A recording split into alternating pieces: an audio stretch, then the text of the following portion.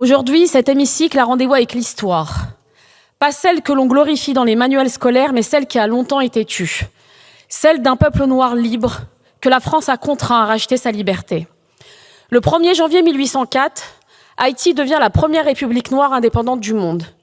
Une victoire arrachée par d'anciens esclaves contre l'armée la plus puissante de l'époque, celle de l'Empire français. Une insurrection victorieuse, anti-esclavagiste, anticoloniale, qui a été une leçon de liberté pour nombre de peuples.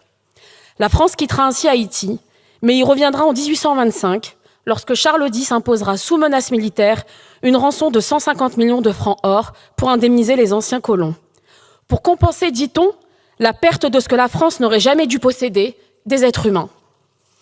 Ce que la France a fait ce jour-là, c'est une extorsion, c'est une punition, c'est une leçon de soumission infligée à tout peuple colonisé qui osa, 20 ans plus tôt, prendre sa liberté sans permission. C'est la France orgueilleuse, enivrée de désir de domination, qui ne supportait pas l'idée qu'on lui tienne tête. Pourtant, Haïti a payé, et elle a payé jusqu'au dernier centime.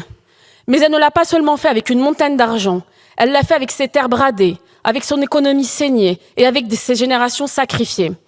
Cette dette n'était pas un contrat, c'était une camisole.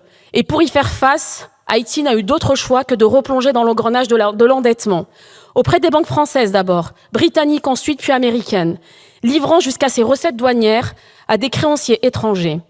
L'indépendance arrachée par le sang a été rachetée au prix fort, non pas pour la liberté, mais pour rester debout. C'est cela la double dette. Une première dette imposée par les chaînes de l'esclavage, une seconde scellée par les chaînes de la finance.